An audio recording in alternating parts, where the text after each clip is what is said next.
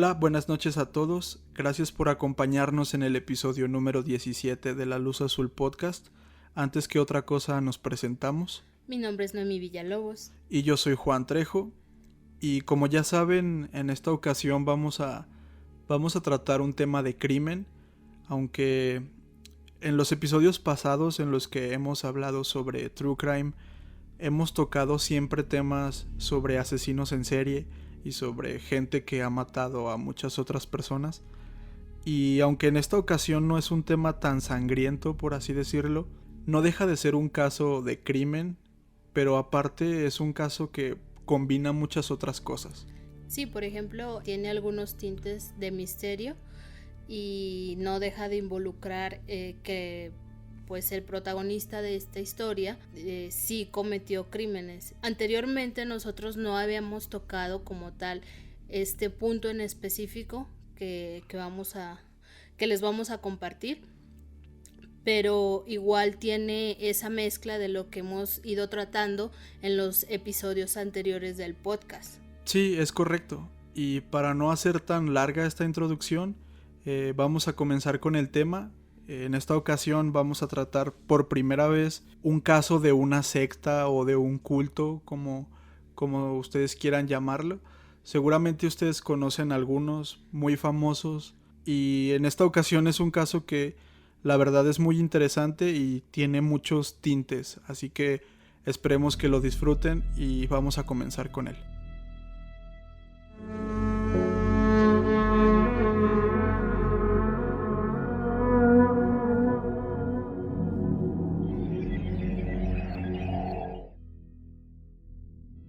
En esta ocasión, la protagonista de nuestra historia es una mujer de nombre Anne Hamilton Byrne, nacida en 1921 en los alrededores de Melbourne, Australia, pero originalmente tiene el nombre de Evelyn Edwards.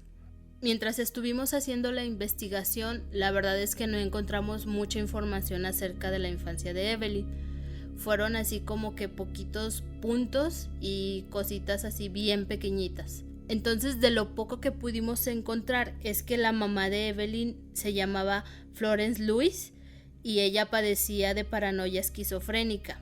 De hecho, estaba, o más bien se la pasaba todo el tiempo en un hospital psiquiátrico en Australia. El hospital se llamaba Ararat, del que sí, la verdad, no encontramos su nombre, fue del papá de Evelyn, simplemente que era un trabajador de ferrocarriles y que pues atravesaron un duro momento, ya que la mamá de Evelyn murió. Para el padre de Evelyn fue bastante difícil afrontar esta situación, ya que de hecho ellos vivían con bastantes carencias económicas. No tenían todo el dinero que a lo mejor esta familia deseó, aunque sea para pues ahora sí que sobrevivir el día a día.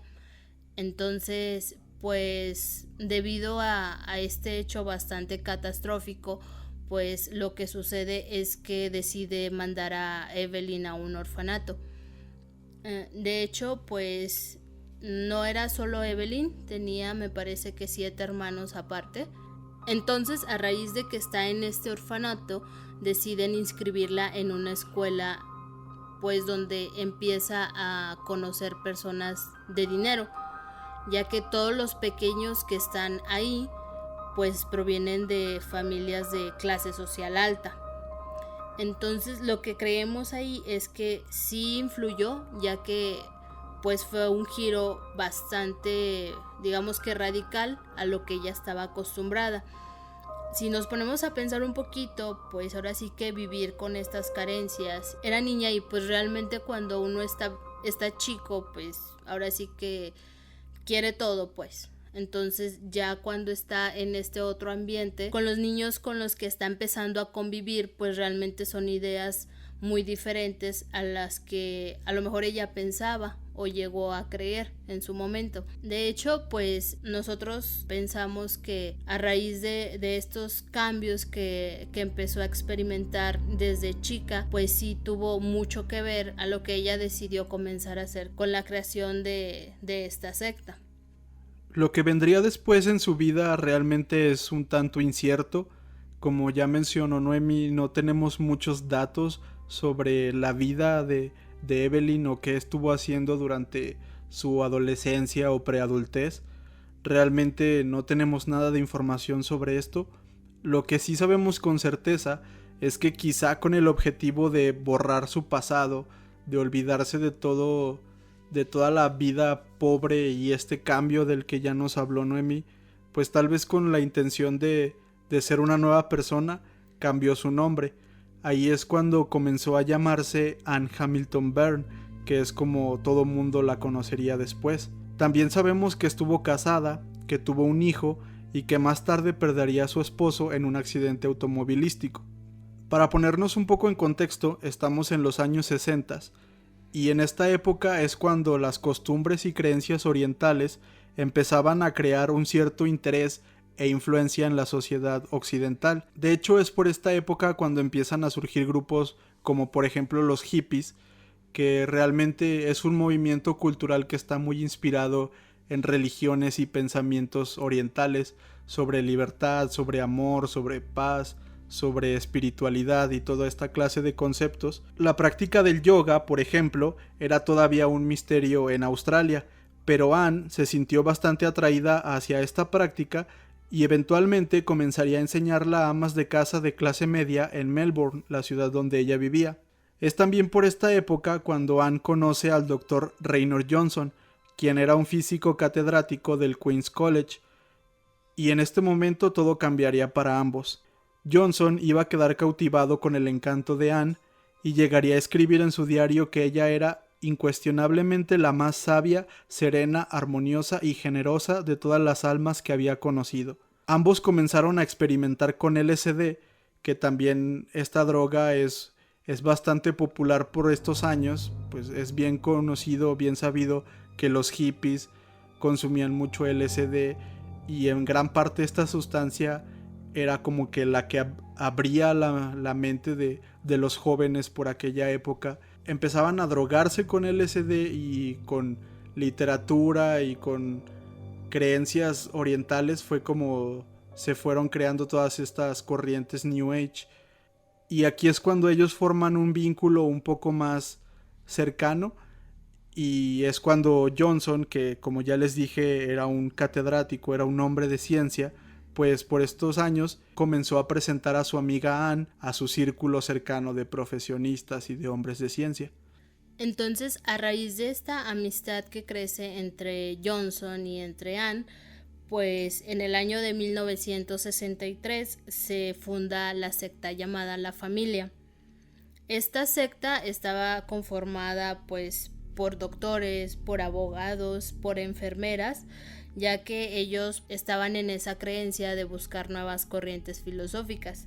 Y como ya lo había explicado Juan, Johnson se movía dentro del círculo de profesionistas, por lo que pues ahora sí que empezó a introducir a Anne, empezaron a hablar de esas nuevas ideas que traían, de esas formas de vida también. Entonces pues se sintieron atraídos, por lo que deciden unirse a la familia. Entonces Johnson lo que hace es prestar una propiedad a Anne en Santiniquen, en las afueras de Melbourne, para que este fuera pues el punto central o la sede donde harían todas estas prácticas y todas estas reuniones. Una vez que ya tenían este lugar o este punto de reunión, las reuniones semanales no tardaron en convertirse en la misa donde Hamilton Byrne predicaría su mensaje, que era una combinación entre el hinduismo, el budismo y el cristianismo a sus seguidores. Anne Hamilton Byrne realmente creía estar al mismo nivel de deidades como Jesucristo, Buda y Krishna. De hecho, Anne estaba bastante convencida de que ella era Jesucristo reencarnada en una versión femenina. Ya después de haberles lavado el cerebro con sus enseñanzas, pues obviamente sus seguidores lo creyeron. Aquí es cuando Anne nombró oficialmente ya la familia a esta secta. De hecho, nosotros ya hemos oído ese nombre, que es bastante famoso por el autor intelectual de crímenes como La Bianca, que es Charles Manson, pero pues en esta ocasión no vamos a hablar de él. Esta secta llamada la familia tiene como objetivo crear futuros apóstoles, quienes han sido elegidos por Anne, quien a su vez es elegida o ha sido elegida por Dios para que ellos evangelicen al mundo después de una tercera guerra mundial que, según Anne, estaba muy próxima a pasar. También esta idea como de una tercera guerra mundial es bastante popular por la época y de hecho muchos grupos que empezaron a crearse por los años 60 tenían esta creencia de que una tercera guerra mundial estaba muy próxima a suceder. Entonces Anne no es como esa excepción, pero a diferencia de Manson, Anne no iba en búsqueda de chicos hippies. Ella realmente pensaba que era mejor si los seguidores o los miembros de su secta eran inculcados desde muy pequeños, por lo que llegó a recolectar hasta 28 niños. Además de la influencia oriental que ya hemos mencionado, la doctrina también involucraba invasiones alienígenas, ya que Anne les decía a sus niños que cuando el fin llegara, estos seres iban a bajar de sus naves por ellos, ya que Anne creía realmente que ese grupo eran los elegidos y eran los que después se iban a encargar de volver a poblar el mundo. Y no solamente tenía estas creencias e inculcaba estas creencias a su grupo, sino que realmente ella se sentía la líder. Ella pensaba que era realmente Jesucristo, y esto pues ahí enciende un foco rojo para mí. Es el claro ejemplo de un comienzo de un mal predicador o algo así, de una persona a la que después se le iban a ir, no sé, todas las tuercas de su cabeza. Como les comenté, Anne llegó a recolectar en su grupo hasta 28 niños, pero ¿cómo es que estos niños eran recolectados, por así decirlo? Pues realmente eran adoptados ilegalmente, ya que por esta época las regulaciones de adopción en Australia eran básicamente una basura, no estaban nada reguladas, y la familia supo muy bien aprovecharse de esta situación. También recordemos que todos los miembros de este culto eran profesionales, eran gente importante. Entonces esto facilitó mucho el papeleo de adopción y todo esto. Si eres una persona con dinero, con estudios, y quieres adoptar a un niño, y con malas regulaciones de adopción, pues no se te va a negar ese privilegio de adoptar a un niño. Entonces este era uno de las maneras en las que la secta tenía a sus niños, pero algunos otros eran entregados al culto por sus mismas familias. Parecía como si Anne Hamilton Byrne tuviera a todos los miembros de su grupo como bajo un hechizo.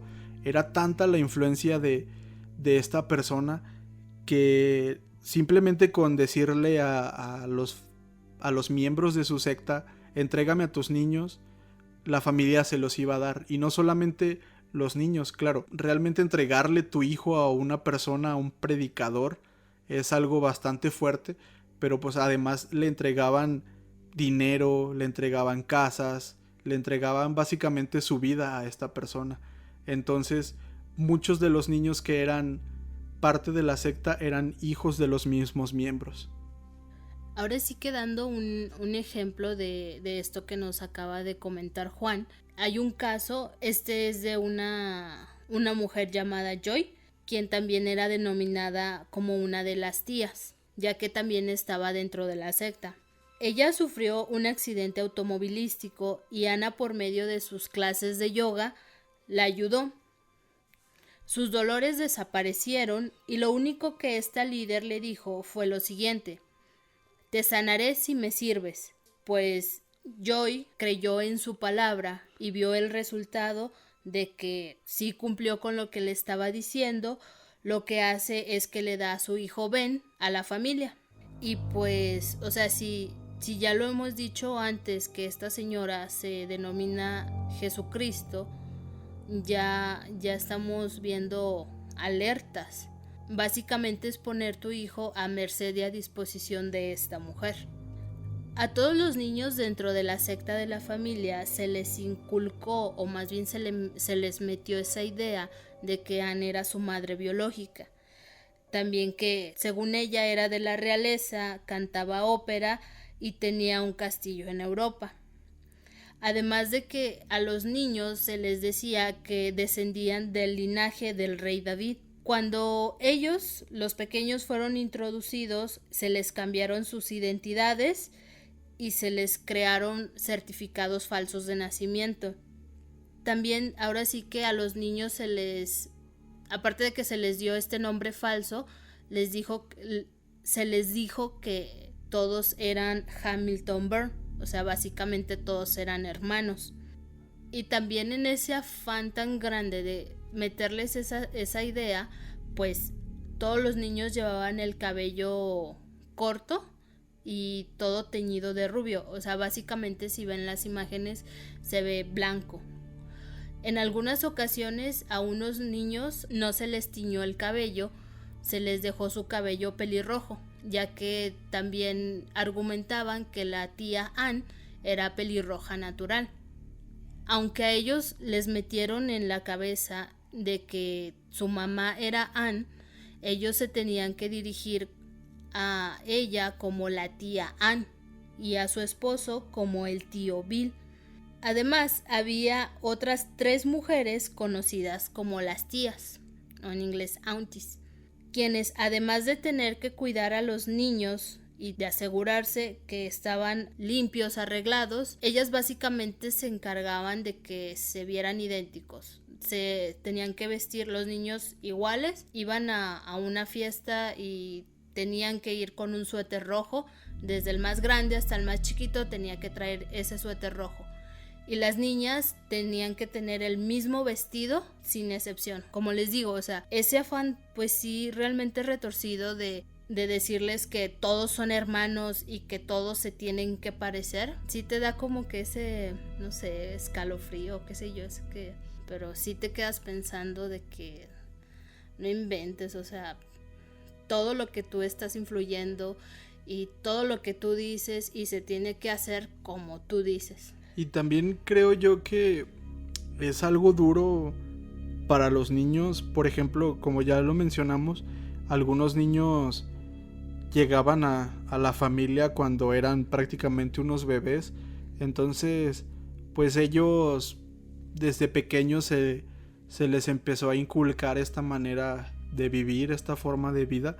Pero pienso mucho en los que ya estaban más grandes, en los que venían de una familia, ellos toda su infancia vivieron con su mamá, con su papá, y de repente, solamente por la devoción de sus padres hacia esta mujer, de repente decirle, ¿sabes qué? Yo ya no soy tu mamá es ella, córtate el cabello, te lo vamos a pintar de rubio para que te parezcas a todos los demás.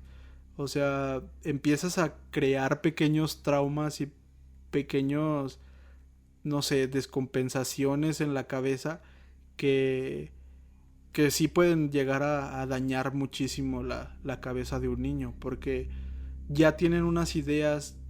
Yo creo que la idea de tu madre, de tu padre, es una de las ideas más arraigadas que tienes en la cabeza. Y que así de un día para otro, o sea, ya te digan, ella no es tu mamá, ella no es tu papá, es esta otra persona, y a esta otra persona es a la que tienes que seguir con esa devoción. Sí, es muy drástico. Para un niño es muy drástico ese golpe. De hecho, hay un testimonio de una de las niñas que estuvo dentro del culto, llamada Sarah Moore. Ella relata que el sueño de Anne era tener una familia grande y por eso es que se esforzaba tanto en que los niños se parecieran. Como ya pudimos escuchar, la vida para estos niños no era para nada la vida que un pequeño normal, común y corriente debería tener, ya que además de ser instruidos bajo esta doctrina, tenían que sufrir constantes maltratos físicos y psicológicos. Un ejemplo de esto era que si un niño se portaba mal, se le dejaba sin comer por días o incluso semanas, dependiendo de la gravedad de la falta que hubieran cometido. Otro de los castigos consistía en recibir violentos ataques con uno de los tacones de aguja de la tía Ann. Dave Whittaker, otro de los niños que creció en este grupo de la familia, dijo que todo estaba bien mientras que obedecieras. Decía que realmente Ann no era una persona con la que tú quisieras discutir, y esto lo menciona ya más grande, lo que refleja pues básicamente ese respeto infundado por el miedo que le tenían a la tía Ann.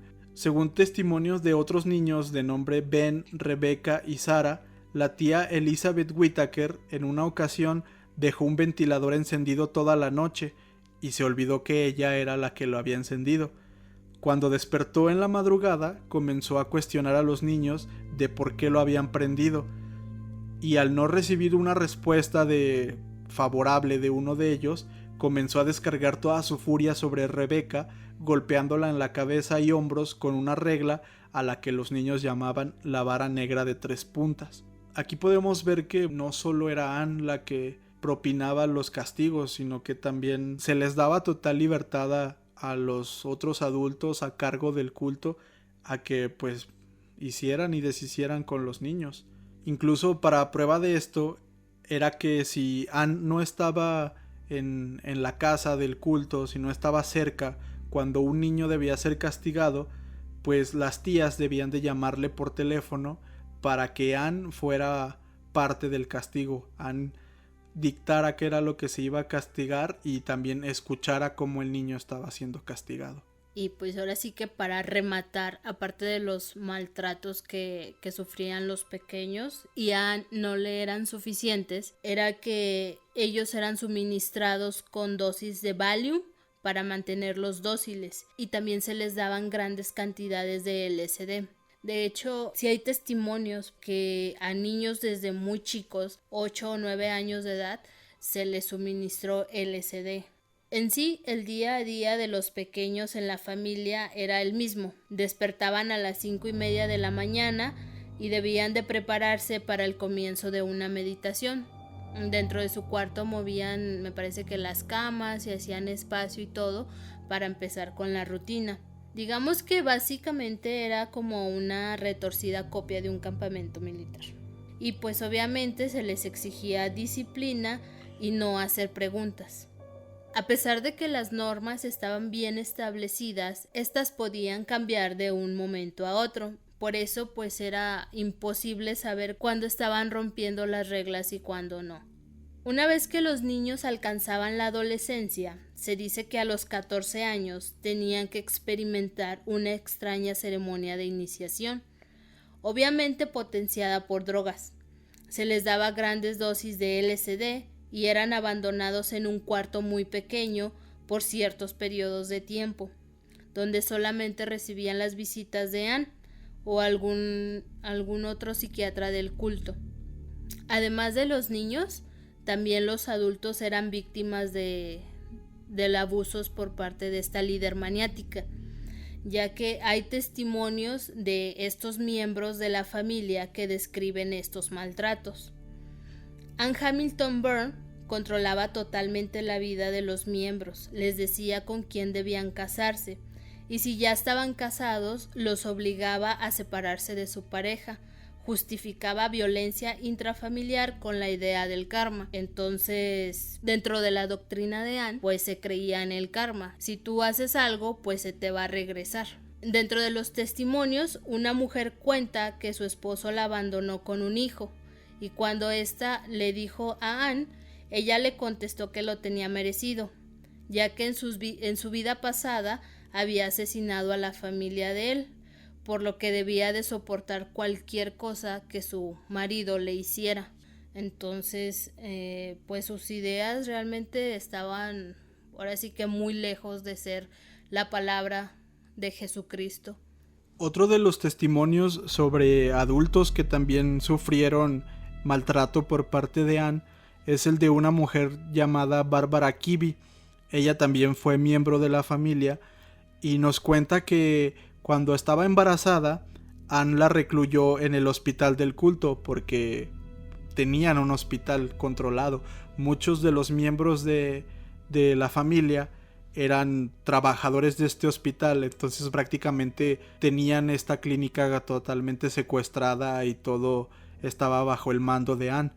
Entonces a esta señora Bárbara, cuando se embarazó, Anne la mandó para el hospital y nadie podía visitarla, lo que la llevó a atravesar una depresión. Cuando dio a luz a sus hijos, Anne se los quitó argumentando que por esta depresión que ella misma le causó, que ella misma le hizo pasar, era una mujer muy débil para cuidar a sus hijos. Entonces se los quitó, los ingresó a la familia y a ella le dijo que debía de irse a Inglaterra, debía de alejarse de sus hijos.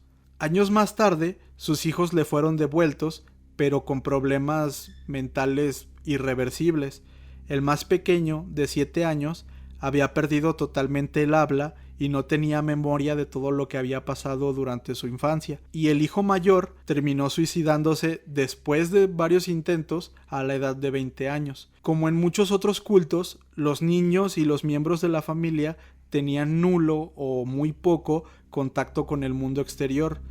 Todo era parte del eslogan que la familia tenía. Se traduce como invisibles, desconocidos o inauditos. En inglés es unseen, unknown, unheard. Sin embargo, este eslogan de total secretismo y de mantenerse desconocidos y pasaría totalmente a la historia en 1987. En este año es cuando ocurren algunos hechos que terminarían con el siniestro culto. El primero de ellos es Sarah Moore, una niña de apenas 14 años que fue expulsada del grupo a causa de su rebelde comportamiento en contra de la tía Anne. Luego, otra niña de nombre Lynn, de 7 años, logró escapar del culto por su propio pie. Entre estas dos niñas revelaron toda la verdad a las autoridades, quienes ya venían investigando el caso tras múltiples denuncias y sospechas. No es que estuvieran en total secretismo, había un grupo de policías que ya estaban investigando, pero no tenían pruebas suficientes para poder ir tras el culto. De hecho, dicen que cuando estaba, o sea, había mucho movimiento, Anne y Bill se regresaban a Inglaterra y ya cuando ya veían que en Australia todo se calmaba, volvían de vuelta a Melbourne. Sí, llegaban a salir en el periódico, así como de se tienen sospechas de un culto que maltrata a niños. Entonces ellos se iban a Inglaterra y cuando las aguas se calmaran en Australia regresaban. De hecho, como ya les contamos, pues había muchos profesionistas dentro del culto y también llegué a leer que el abogado de la familia llegó a demandar a varios periódicos por difamaciones. Así como un periódico publicaba un artículo: en este lugar de Melbourne se maltratan niños, entonces el abogado los denunciaba, los demandaba y no, estás difamando cosas que no están pasando. Entonces, pues básicamente la policía no podía actuar en contra del grupo porque no tenía las pruebas y tampoco podía actuar con el testimonio de estas dos niñas que se escaparon, aunque los acercaba más al descubrimiento de la familia. Pues básicamente no son pruebas tangibles, pues no son pruebas suficientes como para poder ir tras el culto. Pero es aquí en este punto cuando la policía recibe el dato que finalmente les iba a dar el paso hacia descubrir a la familia. Como ya lo hemos visto en casos anteriores, el crimen se descubre hasta que el autor del crimen comete un error. Y pues obviamente Anne Hamilton Byrne no fue la excepción. Y eso fue cuando expulsaron del culto al abogado. A raíz de esto, obviamente al abogado no le parece, pues fue con la policía y cooperó. El nombre del abogado es Peter Gibby. Las autoridades consiguieron que Gibby declarara todas las transacciones fraudulentas que el grupo había realizado por años, con documentos y todo, además de confirmar los maltratos físicos a los que eran expuestos los niños dentro del culto. Entonces, esta documentación fue la que oficialmente da la luz verde a la policía a que hagan una redada en agosto 14. Las autoridades acudieron al lugar del culto donde tenían su sede y obviamente descubrieron al grupo. De hecho, antes de continuar, sí se me hace bastante importante reconocer a este hombre Peter Gibby, que aunque por años estuvo inmiscuido, relacionado muy de cerca con la familia, pues al final creo que terminó siendo un héroe y terminó siendo muy valiente y arrepintiéndose de varias cosas que él ayudó a hacer dentro del culto. Cuando la familia expulsaba a un miembro, se les tenían amenazados, se les decía que ellos tenían que seguir teniendo como que su voto de silencio y no hablar nada de lo que todos sabían que se cometía ahí adentro. Pero Peter Gibby fue más valiente y dijo, no, yo no me voy a callar, sé que estoy haciendo mal, y fue con la policía a dar estos documentos que finalmente darían con la redada que ya nos comentó Noemi. Entonces, tras esta redada, los niños fueron puestos en custodia protectora y Anne logró escapar del país. Sería finalmente arrestada por cargos de fraude en 1993 mientras se escondía en las montañas de Catskill en Nueva York. Que dicho sea de paso, en Catskill tenían una mansión que había sido donada por uno de los miembros de la secta en Nueva York, muy lejos de Australia. Entonces recordemos que muchos de los niños se criaron o incluso nacieron dentro del culto, por lo que su conocimiento acerca de la vida en el exterior era nulo. Y cuando esta Lynn escapó, cuenta que lo primero que hizo fue acudir a un banco y pedir prestado $50 para comprarse un vestido. De hecho, cuando ella está dando su testimonio, se ríe, ya que, o sea, ella misma dice, es que recuerdo ese momento y realmente se me hace bastante gracioso, ya que una niña pequeña llegando al banco pidiendo dinero, o sea, para las personas de ahí, pues yo creo fue una actitud bastante extraña. De hecho, todos los niños relatan lo mismo, que al verse fuera del culto les fue bastante complicado empezar a adaptarse a su vida normal. Sufrían de depresión, tendencias suicidas y todos estaban básicamente faltos de amor. Los niños que crecieron dentro de la familia, que ahora pues ya están grandes, pudieron formar una familia, valga la redundancia. Sobre todo las mujeres relatan que al momento de convertirse en madres fue bastante duro el proceso, ya que pues obviamente no podían olvidar la infancia en la que ellas estuvieron viviendo, todo por lo que ellas tuvieron que pasar. Y sí, ahora sí que te da como que esa sensación o te contagian de ese sentimiento, pues sí, triste. De hecho, se me quedó muy grabada una de ellas que dice que cuando le dieron a su hijo, acababa de dar a luz, le dieron a su hijo, ella ni siquiera lo quería cargar porque no estaba preparada para cargar a un bebé.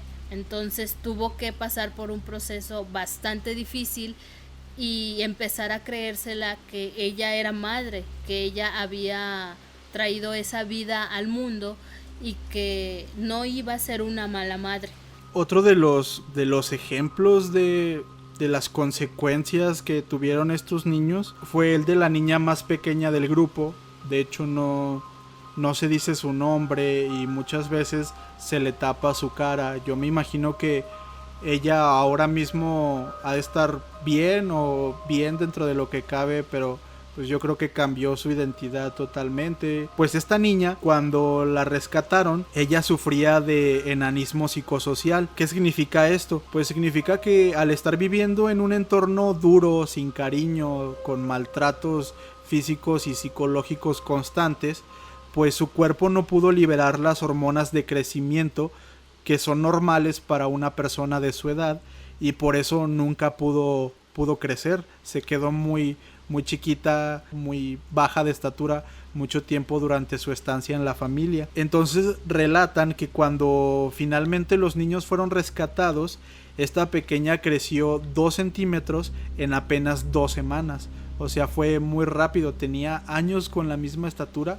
y en 2 semanas creció 2 centímetros.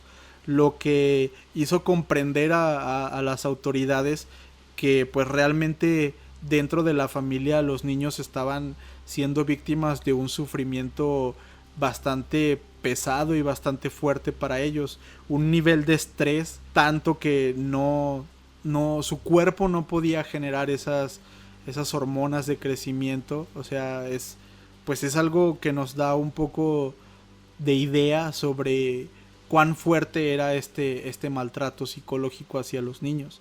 Pues ya les contamos que Anne fue apresada en 1993, pero sorpresivamente, tal vez para algunos, y pues lamentablemente, pasó muy poco tiempo en prisión y solamente tuvo que pagar $5,000 debido a algunas multas por abuso psicológico. Después de años y años de estar maltratando psicológica y físicamente a muchas personas, después de arruinar tantas vidas, solamente tuvo que pagar $5,000 para obtener su libertad. Fue encerrada en un asilo ya que se le diagnosticó demencia severa y pasó los últimos años de su vida sin ser consciente del dolor y sufrimiento que causó a muchas personas. De hecho, esto es lo que a mí más coraje me da de este caso, lo que más triste y decepcionante se me hace,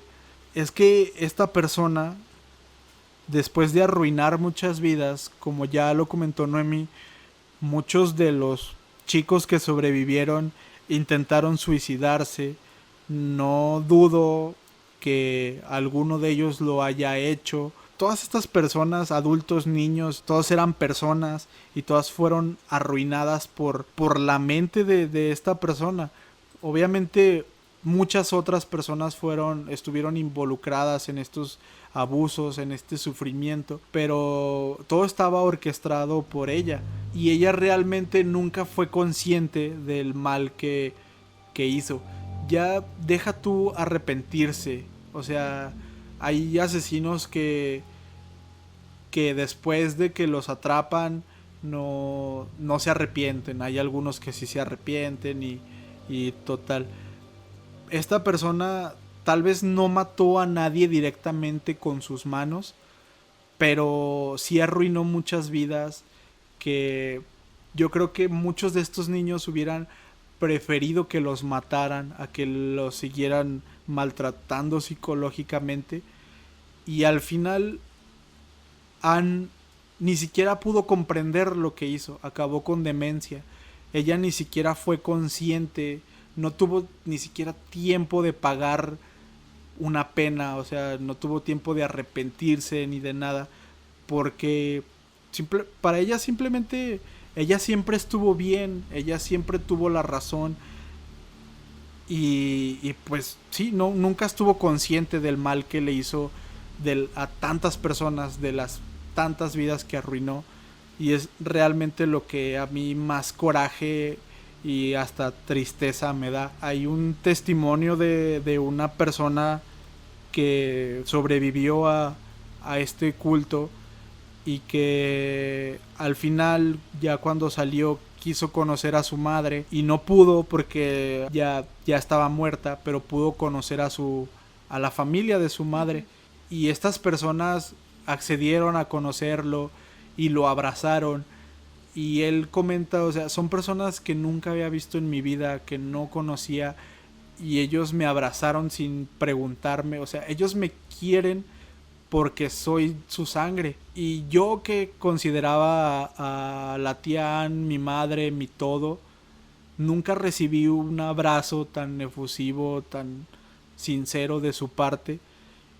Y es algo muy conmovedor, algo que casi hace llorar. O sea, yo creo que hay personas que sí lloran al ver esta declaración, porque te das cuenta del daño que hizo esta mujer y de que para estos niños un abrazo, una muestra de amor es algo totalmente desconocido, fuera de este mundo. No sé, para mí es bastante fuerte y aunque no hay disparos, aunque no hay asesinatos, no hay sangre, es para mí uno de los casos más fuertes y más difíciles que hemos tocado en el podcast hasta la fecha. Sí, es que básicamente, o sea, es todo lo que tú compartiste. Entonces, sí te pones a pensar muchas cosas, porque pues eran niños pequeños y ellos no tenían la forma de saber, pues. Entonces, lo que ella les dijo, lo que ella les metió en su cabeza, entonces ellos crecieron con que eso estaba bien y eso era lo que se tenía que seguir. Entonces sí es muy, pues sobre todo muy impactante por todo lo que tuvieron que atravesar. Incluso el policía o el detective que estuvo siguiendo el caso, me parece que creo que sí lloró, no recuerdo, pero sí compartió dentro del documental que él estaba bastante decepcionado con el resultado, porque pues no, o sea, esta mujer pues básicamente fue intocable y que él ni siquiera tenía la cara de mirar a los niños a los ojos, porque pues sí fue así como de no pudimos hacer justicia, o sea, todo lo que sufrieron, por todo lo que les tocó pasar, no, al final pues no valió básicamente. Entonces sí está pues bastante, sí está muy conmovedor y sí te pones a pensar muchas cosas, o sea, cómo puede ser que la maldad de esta gente, o sea, llegue a esos extremos. Y sobre todo que ya cuando estos niños ya son adultos, pasar por muchas cosas que pues no, o sea, que ellos no debieron de haber pasado. Creo que a mí me dio más shock la parte de la chava que relata su experiencia al convertirse en madre, porque pues sí es bastante difícil.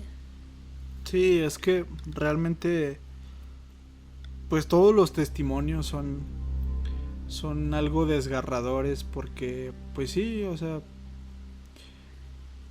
te pones a pensar que independientemente tú que nos escuchas de cómo vivas o cómo viviste de niño, si tuviste dinero o no tuviste dinero, pues yo creo que muchos de nosotros vivimos una vida bastante normal y vivimos en un hogar donde pues tal vez nunca faltó una muestra de cariño, aunque fuera la más mínima. No sé, todas las familias son distintas, pero pues sí, realmente que es pues esta mujer que no podía creer que ella pueda ser madre, o este otro chico que no podía comprender cómo unas personas que no conocía de nada lo abrazaran sin preguntarle quién era ni nada. Nunca se les inculcó el amor, nunca se les inculcó estos valores de calidez, de amistad. No sé, para mí no es nada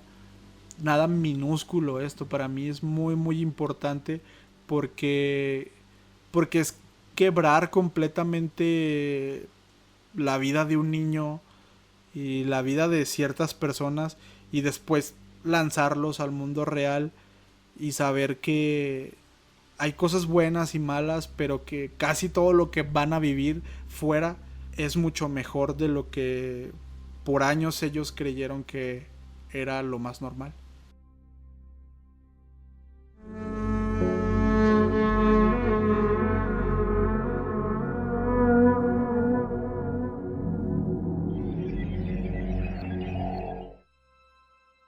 Y pues bueno, este fue el caso de esta semana. Esperemos que lo disfruten, que les haya gustado. Bueno, no sé hasta qué punto se pueda disfrutar esto, pero bueno, que les parezca interesante. Y de hecho, si ustedes quieren ir más allá, pues nosotros, como siempre les decimos, investigamos todo lo que podemos e incluso muchas veces tratamos de resumir la información. Pero si a ustedes les interesa este caso, les recomendamos mucho que vean el documental, prácticamente el 90% de nuestra investigación. El documental se llama La familia, el legado siniestro de una secta. Y pues lo pueden encontrar en YouTube. Dura una hora y media o más o menos. Sí. Y sí está muy interesante. Sí, está doblado al español, es castellano, el español de España, pero sí es un muy buen documental y tiene muchos datos interesantes. Y en el video de YouTube de este episodio vamos a dejar en la descripción el link para que vayan a verlo, y yo creo también en la página de Facebook o así lo vamos a compartir. Entonces sí les recomendamos mucho que lo vean si quieren ir un poco más allá. Y bueno, pues para terminar el episodio queremos mandar algunos saludos a algunas personas que durante estas semanas han estado ahí un poco activos en nuestras redes sociales, y pues se nos hace padre reconocerles que siempre están ahí. Entonces, pues el primer saludo sería para Jessie Tapia.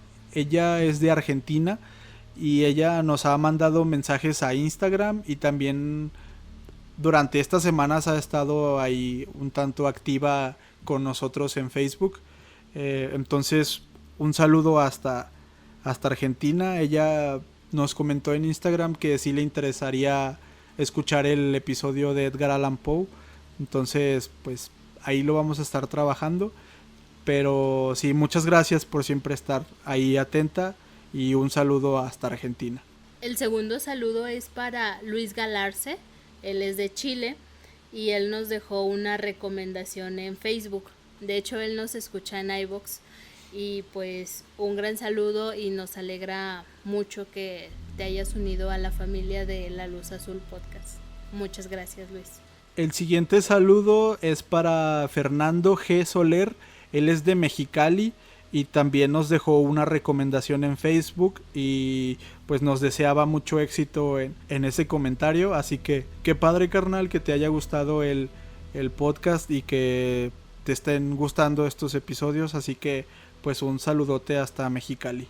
Otro saludo es para Edna O. Vera Díaz. Ella es de Ciudad de México y ella también nos dejó una recomendación en Facebook. Se la agradecemos mucho. Te mandamos muchos saludos y muchas gracias. Otro de los saludos es para Rodrigo Real Beltrán. Él me parece que también es de Mexicali, no estoy seguro. Pues lo dejo ahí, creo que sí es de Mexicali, pero no estoy seguro.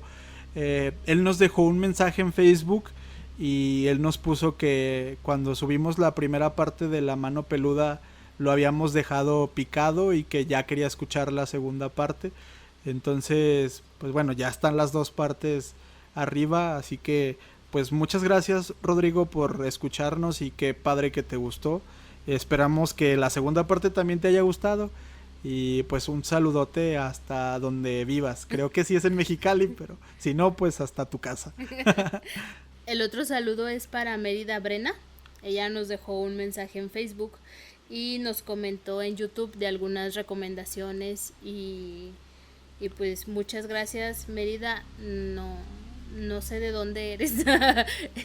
No nos dejó de dónde nos escuchaba, pero se lo agradecemos mucho. Sí, de hecho, pues de algunas recomendaciones que ella nos dejó en unos comentarios en YouTube, pues si lo has notado un poquito, Mérida, ya más o menos hemos hecho algunas de ellas, como no introducciones tan largas o como algunos detalles extras al final del episodio. Y pues como ya les habíamos dicho en otros episodios, tratamos de mejorar siempre, y si ustedes tienen algún consejo es más que bien recibido. Así que pues muchas gracias, Mérida, por tus consejos y por comentarnos que se te parecían interesantes los temas. Así que un saludote. Y bueno, yo quería mandar un par de saludos personales. Digamos, el primero de ellos es para mi mamá, Pati Rodríguez. Ella nos dejó también un mensaje en Facebook hace poquito donde nos recomendó un par de temas que podíamos tocar en futuros episodios. Y también nos comenta que es nuestra fan número 1. Me consta que siempre está escuchándonos y siempre está compartiendo ahí en su perfil de que ay, escúchenlos o así. Así que pues muchas gracias, mamá. Y el otro también es para mi tía. Ella se llama Marcela y pues ella también siempre está ahí bien activa en el Facebook con nosotros. Nos comenta que sí le gustó el episodio y también el otro día me dijo que andaba por allá con la familia compartiéndoles el podcast. Ni yo se lo comparto al resto de la familia y ella nos apoyó ahí a comentárselo a algunos otros. Así que tía Marcela, pues muchas gracias por siempre estar ahí y un saludote. Bueno, yo creo que yo también mandaría un saludo personal. También es mi tía. Ella está en la Ciudad de México. También nos escucha. Le gusta mucho escuchar los episodios que sacamos. Y sí me comentó, o más bien me mandó el recado con mi mamá, de que le gustaban mucho y que le gustaba la química que hacíamos Juan y yo. Entonces, un saludo, tía Elena. Y pues también a mi padrino, o sea, a su esposo. También es mi tío, pero pues ellos dos son mis padrinos, entonces estoy más acostumbrada a padrino y madrina. Muchas gracias por escucharme, pues por escucharnos. Sí, gracias. Y muchas gracias a todos los que nos escuchan, a los que nos dejan sus comentarios. Últimamente hemos visto que en Spotify ha crecido un poco el número de seguidores. Sobre todo creo que con la primera parte de La Mano Peluda les gustó mucho ese episodio y sí recibimos muy buenos comentarios. Así que pues muchas gracias a todos. Tal vez al final en esta última parte del episodio se escuche un poco de ruido, pero eso es porque empezó a llover bastante fuerte. Eso no lo controlamos nosotros, pero bueno, pues hay un poquito de aura ambiental. No sé si se vaya a escuchar, creo que sí, pero bueno, ahí lo dejamos. Esperemos que no sea tan molesto. Y bueno, como comentaba Juan del episodio de La Mano Peluda, nos causó mucho interés que nos dejó un comentario una chica. No recuerdo si su nombre es Sara, pero sí recuerdo que su apellido es Martínez. Y nos dijo que era su primo el que contaba la historia. Eso nos dejó bastante intrigados porque no supimos, no sabemos realmente a qué historia qué historia se refiere, perdón. Y no lo sé, Juan y yo pensamos que era la historia que contamos de Abraham, pero no lo sabemos. Sí, de hecho, pues le contestamos el comentario de que nos contara quién era quién era su primo. Ajá. Pero ya no nos contestó. Entonces, si de casualidad nos estás escuchando, no nos dejes con la duda, por favor. Sí, porque realmente nos dejas bastante picados. Sí, nosotros también nos quedamos picados con esos episodios. Pero sí fue un episodio que nos gustó mucho grabar, pero sí estuvo un poco intenso, digámoslo así. Pues bueno, sería todo de nuestra parte. Muchas gracias a todos aquellos que siempre nos están escuchando. Por ejemplo, se me viene a la mente Alan de Los Pascualos, que es otro podcast que ya les hemos recomendado. Él siempre está ahí activo con nosotros. Alex también de Los Pascualos, un poquito menos activo que Alan, pero también siempre está ahí y siempre están ahí apoyándonos. Entonces muchas gracias, chicos. También se me vienen a la cabeza así rápido nuestros amigos personales, Caro de mi parte, Diana, Nancy, Adri. Ella está en Estados Unidos, sí. Pero ella sí se emociona cada vez que subimos un capítulo. Sí. Y de hecho olvidamos mencionarlo en el episodio pasado, pero lo menciono aquí rápido. Adri y Caro, que Adri pues es amiga de Noemí y Caro es amiga mía. Ellas dos fueron las que nos comentaron así por separado que les gustaría escuchar el caso de Josué y el caso de la muerte de Juan Ramón Sáenz. Entonces, pues aunque no lo mencionamos en ese episodio, pues ahí está, ya vieron, como digamos que la primera recomendación que nos hacen ya está hecha podcast. Entonces, pues bueno, síganos mandando sus recomendaciones sobre temas y pues de verdad estamos muy agradecidos con todos sus comentarios y con todo su recibimiento positivo que últimamente hemos tenido. Sabemos que tenemos muchas cosas que mejorar y es seguro que las vamos a mejorar. Ojalá que les sigan interesando estos temas, que nosotros seguiremos trayéndolos por un rato más. Nos escuchamos en el próximo episodio con otro tema interesante, paranormal quizá. Sí, y esperen unas sorpresas. Sí, estamos ahí trabajando en algunas sorpresillas y esperemos que les gusten. Bueno, pues les agradecemos mucho y pues nos escuchamos en el siguiente episodio.